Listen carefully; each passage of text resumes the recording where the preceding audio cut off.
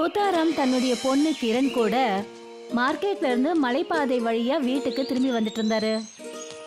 அப்பா, இன்னும் சில மாசங்களுக்கு நாம மார்க்கெட் வர வேண்டிய அவசியம் இருக்காது. ஆமா, சரியா சொன்ன. ஆனா நீ இப்போ ரோட கவனிச்சு நடந்து வா. இந்த ரோடு ரொம்ப மேடும் பள்ளமா இருக்கு, எங்கேயும் விழுந்துடக்கூடாது. அப்பா, நான் ஒன்னும் இப்போ சின்ன குழந்தை இல்ல, என்னால கண்ணை முடிக்கிட்டு கூட வீட்டு வரைக்கும் போக முடியும். பாக்குறீங்களா? இப்ப பாருங்க. கிரண் தன்னுடைய கண்ணை மூடிக்கிட்டு நடந்து வந்தா. இங்க பாருமா, இப்படி எல்லாம் விளையாடக்கூடாது, இது நல்லது கிடையாது. அப்பதான் கிரணோட காலு ஒரு கல்லுல தடுக்குச்சு. அப்புறம் அவ மலையில கீழே மாட்டிக்கிட்டா. காப்பாத்துங்க அப்பா, என்ன காப்பாத்துங்க, நான் இந்த மலையில இருந்து கீழே விழுந்துடுவேன். ஐயோ கடவுளே, இந்த பொண்ணு ஏன் இப்படி பண்ணிட்டா? நான் தான் சொன்னேன்ல, பார்த்து நடந்து வான்னு. கிரண் மலையோட எந்த பகுதியில தொங்கிக்கிட்டு இருந்தாலோ அங்க இருந்து அவளை ஒரு நீளமான கயிறு இல்லாம காப்பாத்துறது ரொம்ப கஷ்டம். தோத்தாராம் உதவிக்காக கத்த ஆரம்பிச்சாரு.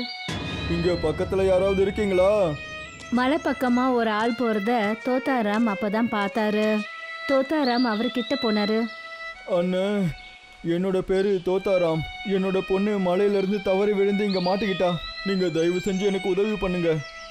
என்னால் எனக்கே உதவி பண்ணிக்க முடியாதே, ஆனால் கண்டிப்பாக உங்கள் பொண்ணோட உயிரை என்னால் காப்பாற்ற முடியும்.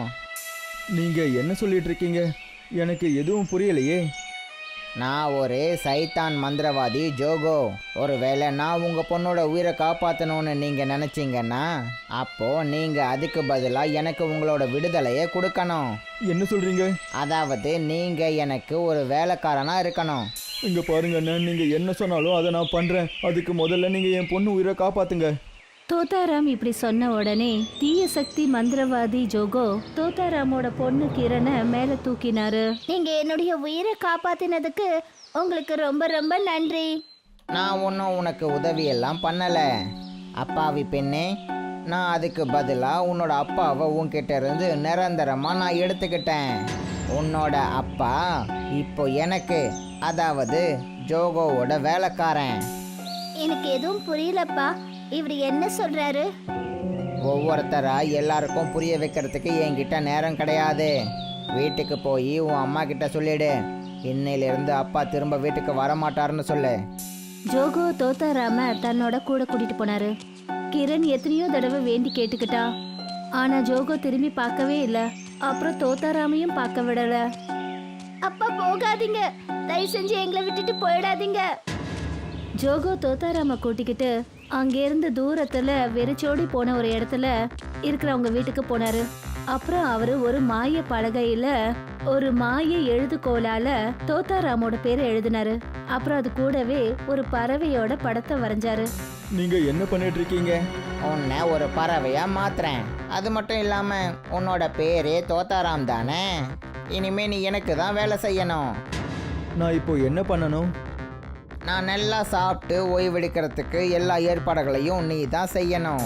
ஜோகோ அந்த பலகையில ஒரு பறவையோட படத்தை வரைஞ்சு முடிச்ச உடனே தோத்தாராம் உடனே ஒரு பறவையா மாறினாரு. இதுக்கப்புறம் என் வாழ்க்கையில நான் எந்த வேலையும் செய்யறதுக்கு அவசியமே கிடையாது.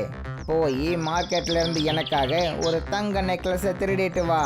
அப்போதானே நான் அதை விற்று பணம் சம்பாதிக்க முடியும். ஜோகோ உத்தரவு இட்ட உடனே அந்த பறவை நகையை திருடுறதுக்காக மார்க்கெட்டுக்கு பறந்தது. இங்க இன்னொரு பக்கம் கிரண் வீட்டுக்கு போனதும் எல்லா விஷயத்தையும் தன்னோட அம்மா கோயில் கிட்ட சொன்னா. அம்மா, அந்த மந்திரவாதி ஜோகோ அப்பாவை கூடவே கூட்டிட்டு போயிட்டான். அப்புறம் அவரை தன்னோட வேலைக்காரனா வச்சுப்பேன்னு சொன்னான். இப்படி நடந்ததுக்கு காரணம் நீதான் கிரண். அதுக்கு தான் சொல்லுவேன், பெரியவங்க பேச்ச கேளுன்னு. அம்மா, நான் இனிமே பெரியவங்க பேச்ச கண்டிப்பா கேட்குறேன். ஆனா அப்பாவை திரும்ப கூட்டிட்டு வாங்கம்மா. சரி வா, அந்த மந்திரவாதி வீட்டுக்கு போவோம். கிரணும் கோயலும் ரெண்டு பேரும் அந்த மலைப்பாதை வழியா போனாங்க. அந்த மந்திரவாதியோட வீட்டை தேடுறதுக்கு முயற்சி பண்ணாங்க. கொஞ்ச நேரம் தேடினதுக்கு அப்புறம் அவங்க கண்ணு அந்த வீடு பட்டுச்சு. அங்க பாருங்கம்மா, அந்த மந்திரவாதி அங்கதான் இருக்காரு. ரெண்டு பேரும் போய் அந்த மந்திரவாதி எதிர்க்க நின்னாங்க. நீங்க என் புருஷனை கூட்டிட்டு வந்துட்டீங்க, தயவு செஞ்சு என் புருஷனை எங்க கூட அனுப்புங்க. இப்போ அவன் உன்னோட புருஷன் கிடையாது, அவன் என்னோட வேலைக்கார பறவை. வேலைக்கார பறவையா? ஆமா, வேலைக்கார பறவை. நான் உன்னோட புருஷனை ஒரு பறவையா மாத்திட்டேன். என்னோட அப்பா எங்க? அந்த பறவை எனக்காக நெக்லஸை திருட மார்க்கெட்டுக்கு போயிருக்கு. அதனால் நீங்கள் 2 பேரும் இங்கேருந்து கிளம்புங்க. இல்லைனா நான் உங்கள் 2 பேரையும் பறவையாக மாற்றிடுவேன். அப்புறம் இந்த குடும்பம் மொத்தமும் வாழ்க்கை முழுக்க எனக்கு சேவை செஞ்சிட்ருக்கணும். மாட்டேன், எங்க அப்பாவை கூட கூட்டிட்டு போகாம நான் இங்கிருந்து போக மாட்டேன். பேசாம இங்கிருந்து கிளம்புமா. அப்புறம் உங்க அப்பாவை போல நாம 2 பேரும் இந்த மந்திரவாதிக்கு வேலைக்காரங்களா மாறிடுவோம். ஆனா அம்மா, அப்பாவை கூட கூட்டிட்டு போகாம எப்படி போறது? அதுக்கு ஏதாவது வழி கண்டுபிடிப்போம்மா. ஆனா இங்கிருந்து கிளம்புவோம். கோயல் தன்னுடைய பொண்ணோட கையை பிடிச்சுக்கிட்டு அந்த மந்திரவாதி வீட்ல இருந்து கூட்டிட்டு போனா. அப்பதான் தோத்தாராம் பறவை மார்க்கெட்ல இருந்து ஜோகாவுக்காக பழத்தை வாங்கிக்கிட்டு வந்தது. கிரணும் கோயலும் பறவையா மாறின தோத்தாராம பார்த்துக்கிட்டு இருந்தாங்க. வா என்னோட அற்புதமான பறவையே, திரும்ப வந்துட்டியா? அப்புறம் அந்த ஆளு பறவைய கூண்டுக்குள்ள அடைச்சிட்டாரு. கோயிலும் கிரணும் ரொம்ப தூரத்துல இருந்து இதை பார்த்துட்டு இருந்தாங்க. நாம இந்த மந்திரவாதியை விட ஒரு பெரிய மந்திரவாதியா கண்டுபிடிக்கணுமா? ஆனா அம்மா, நாம மந்திரவாதியை போய் எங்க இருந்து தேடுறது? இவங்கெல்லாம் மந்திர சக்தியை காட்டுறதுக்கு அடிக்கடி போற இடத்துக்கு போகணும். ஆனா நம்ம கிட்ட அந்த அளவுக்கு இப்ப பணம் இல்ல. டிக்கெட்டை வாங்கிக்கிட்டு அது உள்ள போறதுக்கு. ஆனா கண்டிப்பா அதுக்கான முயற்சியை பண்ணுவோம். கோயிலும் கிரணும் அங்கிருந்து வீட்டுக்கு போறதுக்கு பதிலா நேரா மார்க்கெட்டுக்கு போனாங்க. அங்க ஒரு பெரிய பெண் மந்திரவாதி தன்னுடைய மாயங்களை காட்டிட்டு இருந்தாங்க. அப்புறம் கொஞ்ச நேரத்துல அந்த மந்திரவாதி பெண் அவங்க கிட்ட வந்தாங்க. இங்க பாருங்க, என்னோட பேரு பரி. நான் ஒரு மந்திரவாதி. நீங்க 2 பேரும் இங்க எதுக்காக வந்தீங்கன்னு நான் தெரிஞ்சுக்கலாமா? அது நாங்க உங்களுக்காக தான் காத்துக்கிட்டு இருக்கோம். எனக்காக காத்துட்டு இருந்தீங்களா இல்ல என்னோட மந்திரத்துக்காகவா? அது நாங்க உங்ககிட்ட கொஞ்சம் பேசணும். பேசணுமா இல்ல மாயங்களை பார்க்கணுமா? 2மே. பயப்படாத கண்ணா, உன்னோட அப்பாவுக்கு என்ன ஆச்சுன்னு சொல்லு.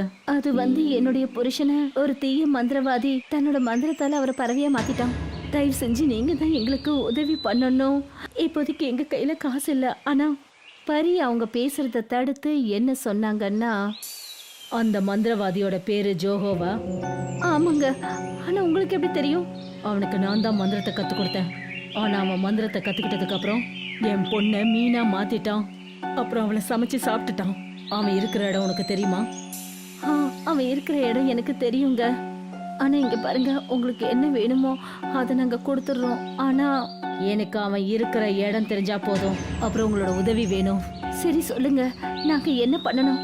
எனக்கு தெரிஞ்ச வரைக்கும் உன் புருஷனை அவன் பறவையா மாத்தினதுக்கு மாய பலகைய பயன்படுத்தி இருப்பான். அதனால அந்த பலகையை நாம அடைஞ்சே தீரணும். அதுல இருந்து உன் புருஷனோட பெயரையும் அப்புறம் அந்த பறவையோட படத்தை அழிச்சாகணும். இவ்வளவுதான் பண்ணணுமா? இது கேட்கறதுக்கு சுலபமா இருக்கும், ஆனா அவ்வளவு சுலபம் கிடையாது.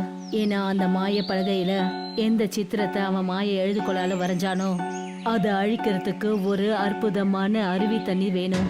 ஏன் உங்களால அந்த அருவியில இருந்து தண்ணீர் எடுத்துட்டு வர முடியாதா? கண்டிப்பா எடுத்துட்டு வர முடியும். ஆனா அந்த அருவி தண்ணியை ஒருத்தரால தான் கொண்டு வர முடியும். அவங்க வாழ்க்கையில பொய்யே சொல்லியிருக்க கூடாது. ஆனா என் வாழ்க்கையில நான் சில பொய்களை சொல்லியிருக்கேன். அதனால நான் அருவியில போய் தண்ணி எடுத்தா அந்த அருவி வத்தி போயிடும். சரிங்க, அப்படின்னா இந்த வேலையை நான் செய்யறேன். ஏன்னா இது வரைக்கும் நான் போய் சொன்னதே கிடையாது. அது எந்த அருவின்னு மட்டும் எனக்கு சொல்லுங்க. பரி கோயில் கிட்ட அந்த அருவி இருக்கிற இடத்த சொன்னாங்க. கோயில் ஒரு பாட்டிலை எடுத்துக்கிட்டு அந்த அற்புதமான அருவி கிட்ட போனா. அப்புறம் பாட்டில்ல அந்த அருவி தண்ணியை நிறைச்சு கொண்டு வந்தாங்க. இப்போ இவங்க 3 பேரும் ஜோகோவோட வீட்டை நோக்கி போனாங்க. ஜோகோ தன்னுடைய வீட்டு வாசல்ல கட்டுல போட்டு அதுல ஓய்வு எடுத்துக்கிட்டு இருந்தான். எதிர்க்க அந்த கூண்டு இருந்தது. அதுல தோத்தாராம் பறவை கைது செய்யப்பட்டிருந்தது. பரி கிரண் கிட்ட சொன்னாங்க, போ, நீ போய் கூண்டுல இருக்கிறவன் அப்பாவை விடுதலை பண்ண. நான் அதுக்குள்ள போய் அந்த மாய பலகையை தேடுறேன். பரி ஜோகோவோட வீட்டுக்குள்ள போனாங்க. அங்க டேபிள் மேல அங்க அந்த மாய பலகையும் அந்த மாய எழுதுகோளும் வைக்கப்பட்டிருந்தது. பரி அது 2த்தையும் எடுத்தாங்க. அப்புறம் அறைய விட்டு வெளியே வந்தாங்க. இங்க இன்னொரு பக்கம் கிரண் கூண்டு கிட்ட போனா. அப்புறம் அவ அந்த கூண்டை திறந்து விட்டா. ஆனா அப்பன்னு பார்த்து ஜோகோ கண் விழிச்சிட்டான். இந்த கூண்டை திறக்கிறதுனால மட்டும் நீ உன்னோட அப்பாவை விடுதலையாக்க முடியாது குழந்தை. அதுக்காக நீ இன்னும் சில விஷயங்களும் பண்ணணும். அப்பதான் பரி கையில அந்த மாய பலகையை எடுத்துட்டு வெளியே வந்தாங்க. அது என்கிட்ட இருக்கு ஜோகோ. பரி பாட்டில இருக்கிற அந்த மாய தண்ணீரை மாய பலகை மேல தெளிச்சாங்க. அப்புறம் பலகையில இருந்த அந்த பறவையோட சித்திரமும் தோத்தாராம் பேரு 2மே அழிஞ்சு போச்சு. தோத்தாராம் தன்னுடைய பழைய ரூபத்துக்கு திரும்பி வந்துட்டாரு. நீ ரொம்ப பெரிய தப்பு பண்ணிட்ட பரி. அப்ப சரி, இப்ப நான் சரியான வேலையை பண்றேன். பரி மாய எழுதுகோலால பலகையில ஜோகோவோட பேரை எழுதினாங்க. அப்புறம் ஒரு எலியோட சித்திரத்தை வரைஞ்சாங்க. அதனால ஜோகோ இப்போ எலியா மாறிட்டான். அப்புறம் பரி அந்த எலிய அதே கூண்டுக்குள்ள கைது பண்ணி வச்சாங்க. அதுலதான் இது வரைக்கும் தோத்தாராம் கைதா இருந்தாரு. இங்க இருந்து விடுதலை ஆகி தோத்தாராம் தன்னுடைய குடும்பத்தோட தன்னோட வீட்டுக்கு திரும்பி போனாரு.